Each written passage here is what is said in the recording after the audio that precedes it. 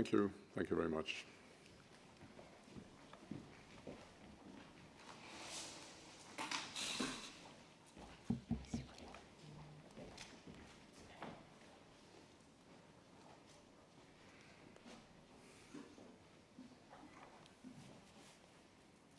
Good afternoon and welcome to our press conference with President Lagarde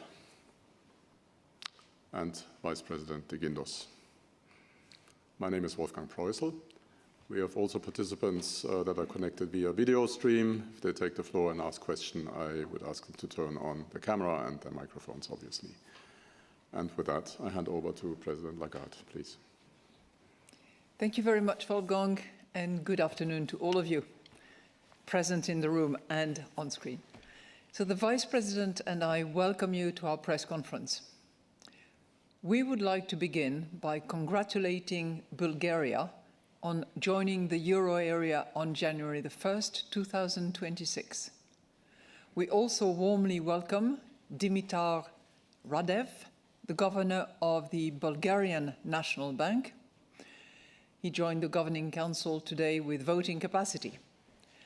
Membership of the euro area has almost doubled since 1999 and is testimony to the attractiveness of the single currency and the enduring benefits of European integration. We will now report on the outcome of today's meeting. The Governing Council today decided to keep the 3 key ECB interest rates unchanged. Our updated assessment reconfirms that inflation should stabilize at our 2% target in the medium term. The economy remains resilient in a challenging global environment. Low unemployment, solid private sector balance sheets, the gradual rollout of public spending on defense and infrastructure, and the supportive effects of our past interest rate cuts are underpinning growth. At the same time, the outlook is still uncertain, owing particularly to ongoing global trade policy uncertainty and geopolitical tensions. We are determined to ensure that inflation stabilizes at our 2% target in the medium term. We will follow a data-dependent and meeting-by-meeting approach to determining the appropriate monetary policy stance. In particular, our interest rate decisions will be based on our assessment of the inflation outlook and the risks surrounding it, in light of the incoming economic and financial data, as well as the dynamics of underlying inflation and the strength of monetary policy transmission. We are not pre-committing to a particular rate path. The decisions taken today are set out in a press release available on our website. And I will now outline in more detail how we see the economy and inflation developing, and will then explain our assessment of financial and monetary conditions. So looking at the economic activity first. The economy grew by 0.3% in the fourth quarter of 2025, according to Eurostat's preliminary flash estimate. Growth has mainly been driven by services, notably in the information and communication sector. Manufacturing has been resilient despite the headwinds from global trade and geopolitical uncertainty. Momentum in construction is picking up, also supported by public investment. The labor market continues to support incomes, even though demand for labor has cooled further. Unemployment stood at 6.2% in December, after 6.3% in November. Growing labor incomes, together with a lower household saving rate, should bolster private consumption. Government spending on defense and infrastructure should also contribute to domestic demand. Business investment should strengthen further, and surveys indicate that firms are increasingly investing in new digital technologies. At the same time, the external environment remains challenging, owing to higher tariffs and a stronger euro over the past year. The Governing Council stresses the urgent need to strengthen the euro area and its economy in the present geopolitical context. Governments should prioritize sustainable public finances, strategic investment, and growth-enhancing structural reforms. Unlocking the full potential of the single market remains crucial. It is also vital to foster greater capital market integration by completing the Savings and Investments Union and the Banking Union to an ambitious timetable, and to rapidly adopt the regulation on the establishment of the digital euro. Looking now at inflation. Inflation declined to 1.7% in January from 2% in December and 2.1% in November. Energy inflation dropped to minus 4.1% after minus 1.9% in December and 0.5% in November. While food price inflation increased to 2.7% from 2.5% in December and 2.4% in November. Inflation, excluding energy and food, eased to 2.2% after 2.3% in December and 2.4% in November. Goods inflation edged up to 0.4%, whereas services inflation declined to 3.2% from 3.4% in December and 3.5% in November. Indicators of underlying inflation have changed little over recent months and remain consistent with our 2% medium-term target. Negotiated wage growth and forward-looking indicators, such as the ECB's wage tracker and surveys on wage expectations, point to a continued moderation in labor costs. However, the contribution to overall wage growth from payment over and above the negotiated wage component remains uncertain. Most measures of longer-term inflation expectations continue to stand at around 2%, supporting the stabilization of inflation around our target.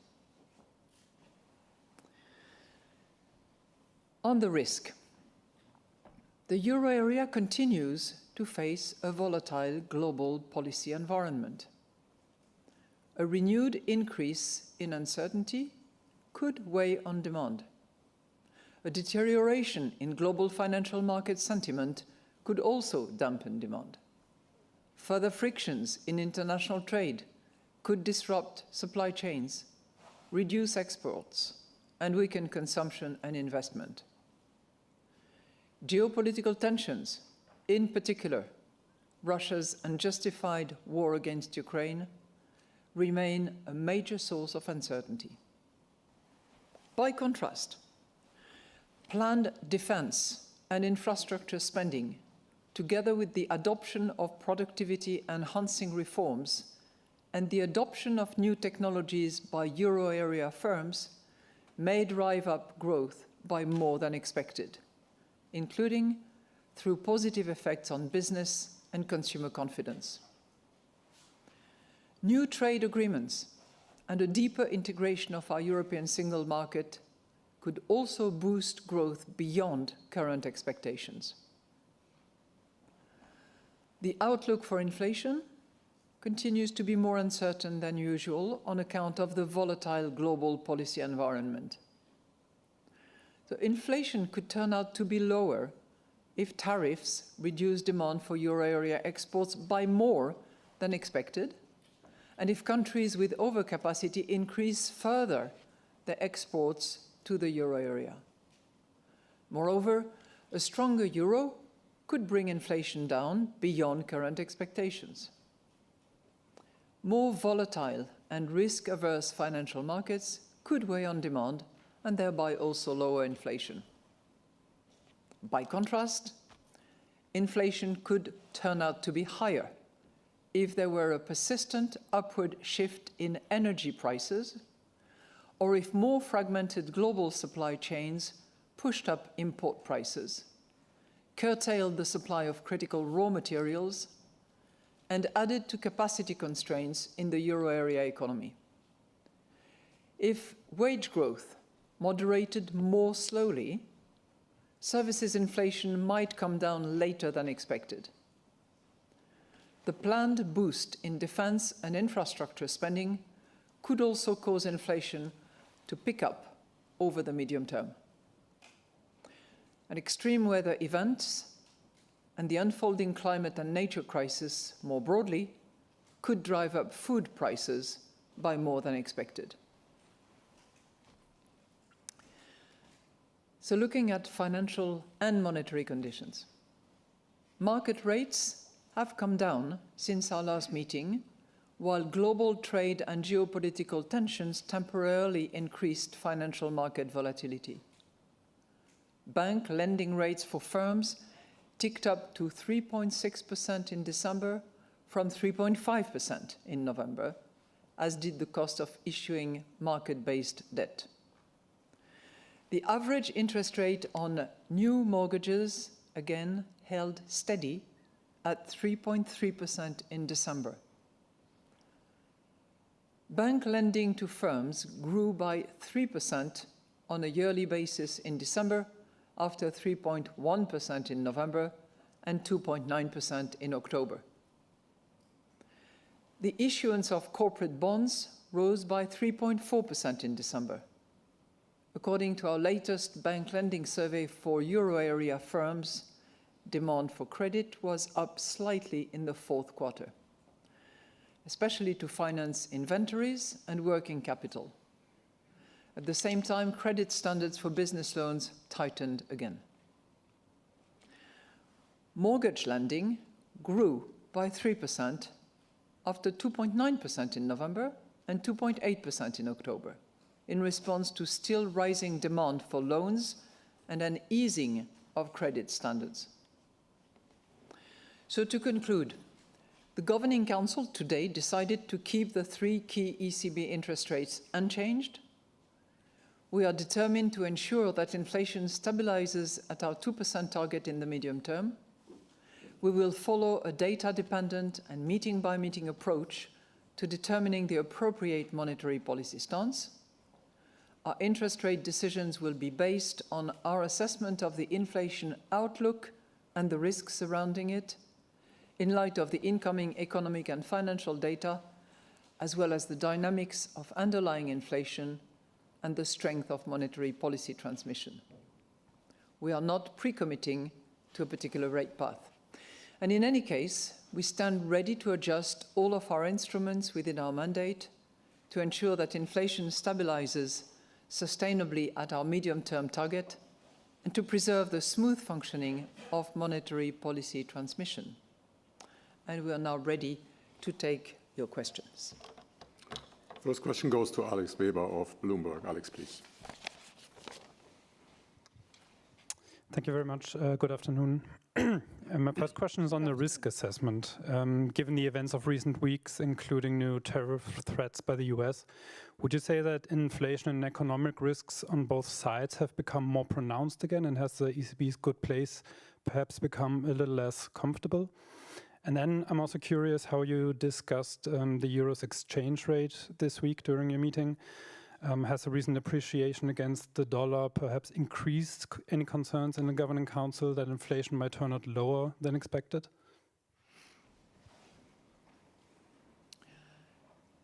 Well, thank you for your two questions. Let me first of all mention to all of you that the Governing Council took a unanimous decision to keep the rates at their current level unchanged. In relation to our risk assessment, you will have seen that we take a one hand, the other hand approach, both in relation to activity and in relation to inflation. And if you look at the balancing act between the two, we are, as I would call it, in a broadly balanced situation when it comes to risk assessment. And some risks have ticked up, others have ticked down, but on balance, taking the various specific elements that we make sure we list in a rather exhaustive way, we believe that we are in a broadly balanced situation at the moment. So, on the exchange rate, because I know that this is a question that has been on the mind of some, I just want to remind you, and this will not come as a surprise, that we do not target an exchange rate in terms of policy target. But we also recognize that it is important for growth and inflation outlook, both. So for that reason, we always keep a close eye on exchange rate developments, and the Governing Council discussed this matter today. Now, what we observed collectively is that the dollar has depreciated measurably against the euro, but not in the last few days, but since March 2025. That's when you see the significant change at the time. And in the last few weeks, actually since the summer, it has fluctuated within a range. And whether you look at the euro-US dollar, whether you look at nominal effective exchange rate, the story is the same. So, as a result of that observation, we concluded that the impact of exchange rate appreciation since last year is incorporated in our baseline. Okay? But of course, as I said, we always monitor whether the impact is passing through as expected and how it affects our reaction function. That's the analysis that we conducted. So it's a topic that we touched, that we explored, and our conclusion is as I have just described. I would also observe that the current range within which the euro relative to the dollar is evolving is very much in line with the overall average of that exchange rate between the euro and the dollar for as long as the euro has been around. Next question for Annette Weisbach of CNBC. Annette, please. President Lagarde, I have two questions. A, on the role of the global euro. Global euro. Yeah. You wanted to push the importance of the euro globally. Don't you have to take into account then also a stronger euro towards the rest of the world? My first question.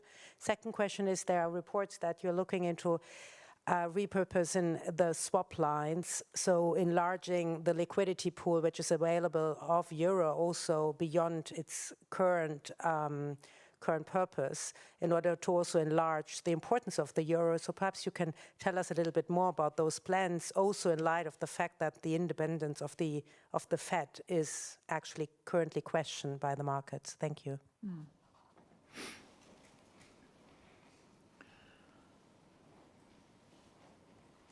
So your first question, thank you very much for both. Your first question has to do with the international role of the euro. And it is a point that I made about a year ago and that we collectively as Governing Council feel strongly about. Second observation, it is not because you have an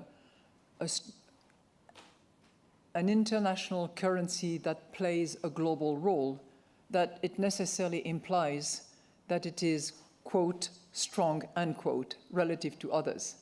There is currently a currency which is playing that role, but it does not necessarily come together with a currency being, as a result, strong. There is no fatality, if you will, or correlation between the two, being a strong international currency and being appreciated relative to other currencies. So first observation. Second observation, I have said in the past, in that speech which I think I gave in Berlin, if I recall, that for a currency to play an international global role and to be powerful as a result requires a few other elements that build over the course of time. And it clearly goes with a reliable environment, a safe environment, where the rule of law is known and respected. I have no doubt about that particular aspect as far as the euro and the euro area is concerned. It requires a strong position relative to the rest of the world, and there are clearly investments that are flagged in our monetary policy statement, particularly in relation to defense and infrastructure, that go in that direction, but where clearly work has to be done. There is a third component which is also improving and has continued to improve recently, which is the capacity to trade with the rest of the world. And I would regard both the Mercosur, the EU-India trade agreement, subsequent trade agreements in Australia and other corners of the world where the Commission is doing hard work as other components that are necessary for the currency to be strong. So, yes, not necessarily aligned with an appreciation of the currency, and 3, more work needs to be done in those various directions. One of the attributes of a strong currency is to be the provider of liquidity.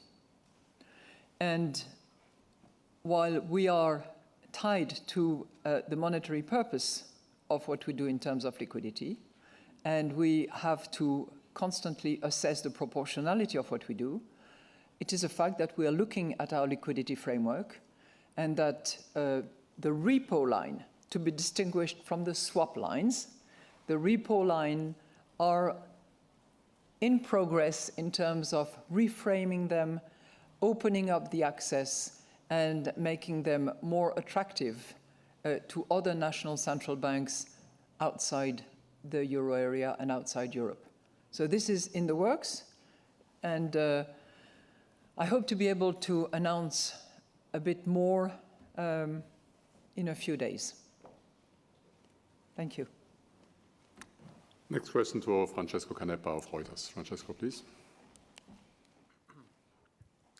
Good afternoon. So my first question is about the balance of risk. You said it's broadly balanced. Could you give us some of the flavor of the discussion? Because I don't see it in the opening statement. And the second question is about the good place. Are we still in a good place? Thank you very much.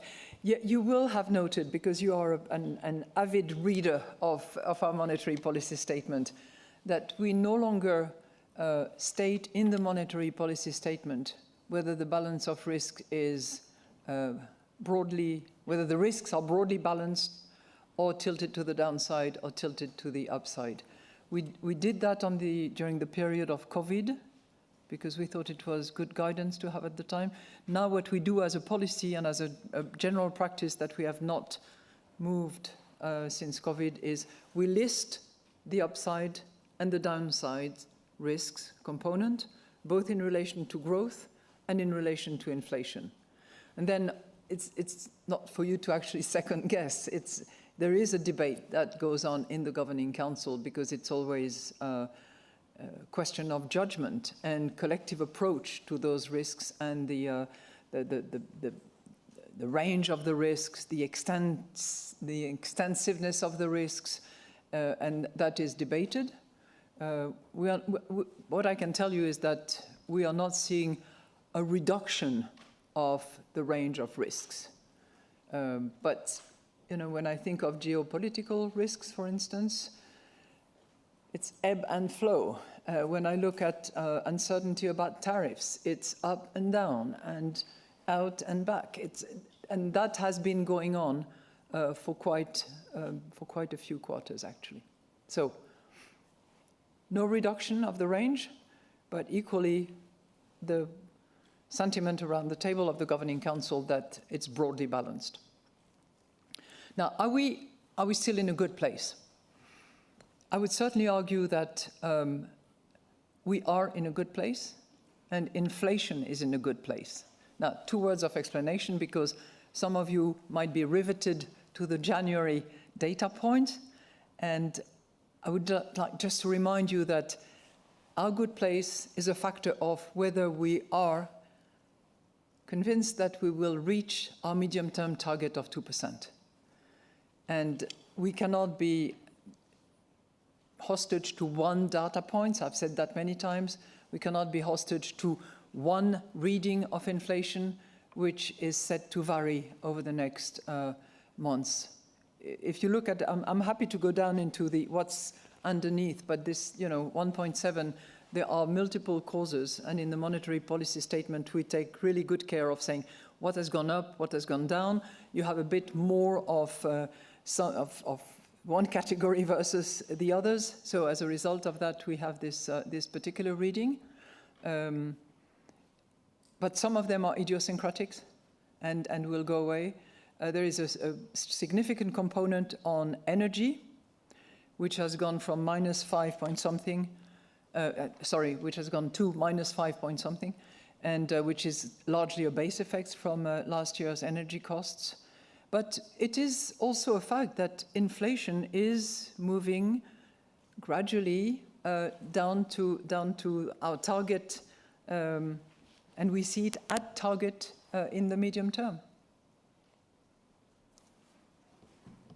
And I would add one thing, because you didn't ask me, but no, I'll wait until somebody asks me. Aude Kerzulek of BFM Business, please. Aude. Good afternoon, and thank you for taking my question.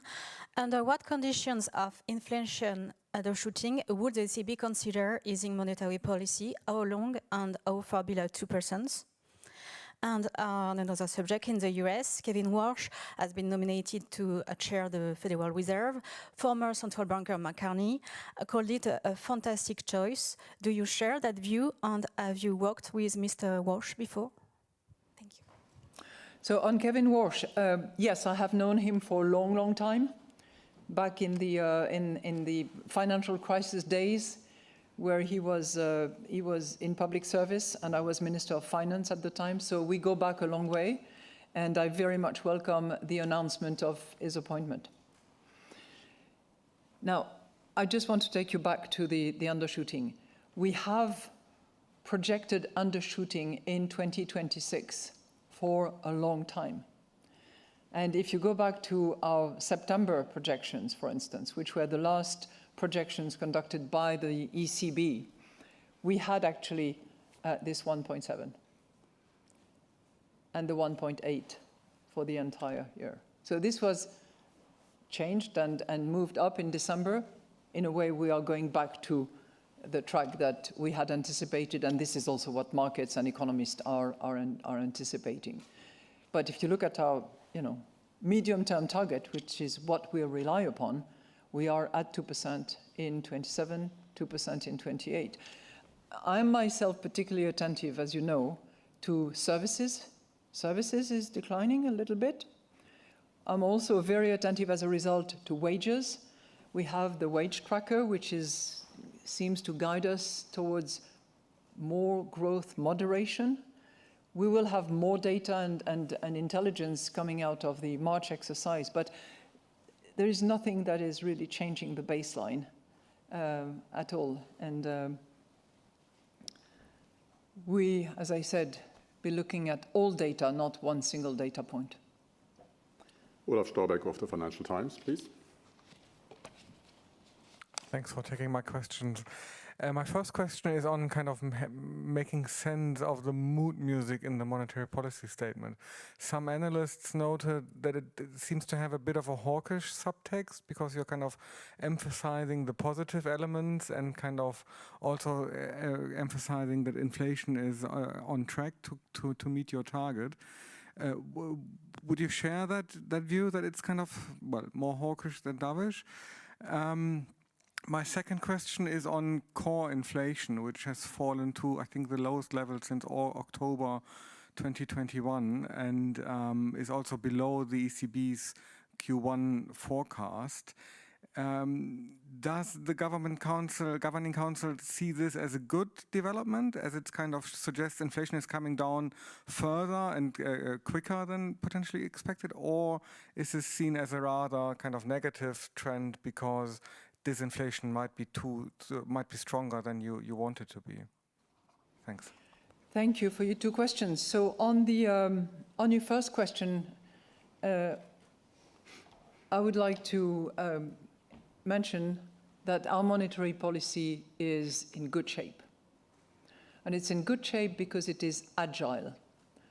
And it is prepared to do what is necessary in order to reach our medium-term 2% targets in a symmetric way, as we decided in our strategy assessment determination back in July 2025. So I'm not trying to characterize the hawkishness or the dovishness. This is something that you enjoy doing and that markets look at very attentively. But we are data dependent. We will decide meeting by meeting. We are not rate path predetermined. We do not give forward guidance. We are in this world of significant uncertainty, where geopolitics developments determine a lot of developments, and that's what we're going to continue doing. Core inflation, you're right, it's one of the underlying inflation elements that we consider. That is one which has gone from 2.4 to 2.2. We're still at 2.2, by the way, and I think that it's following a path that we had anticipated, that we are pleased to see is taking us to targets. I would like to emphasize one element, which you will allow me to pick up because I think it might be interesting. As you probably know, the leaders are meeting in a week's time to examine competitiveness, reforms, and hopefully to accelerate the process. So in our monetary policy statement, as you well know, we always have this paragraph, which has slightly evolved over the course of time, in which we stress the urgent needs to strengthen the euro area and its economy in the present geopolitical context. And you generally look at this paragraph and say, okay, still the same thing. So what we decided to do in anticipation of that meeting on the 12th of February is to actually give our checklist to the leaders. So I will send it to each of the leader of the European Union, to the President of the European Commission, and to the President of the European Council. And this is our checklist of what we regard as very much likely to enhance growth, to improve productivity, and to really unleash the talent of Europe.